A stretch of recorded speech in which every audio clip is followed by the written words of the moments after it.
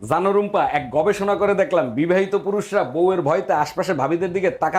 আচ্ছা কনসে আল্লাহ বড় না মানুষ বড়? ধরো গাদা, তুই কার হাতে কার জোড়া দেশ? কোড়ায় আল্লাহ আর কোড়ায় মানুষ।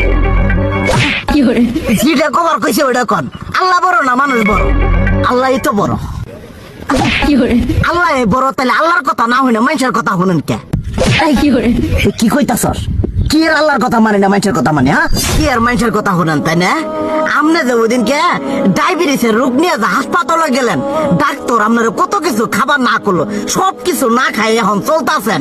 তাহলে আল্লাহ যে আপনারে কইছে যে হারাম খাবার না, সুদ খাবার না, কই আপনি তো কাম কাজ বাদ দিয়ে এলাকার মধ্যে টাকা পয়সা না গায়ে খালি ওইলে দিয়েই খান। নিজেরা টিয়াও হালাল ভাবে কামাই করেন না, ওই সুদ তো না করে টিয়া করে লাভ আহে ওইলে দিয়ে দিয়ে চলেন আর পেটা বড় বানাইছেন।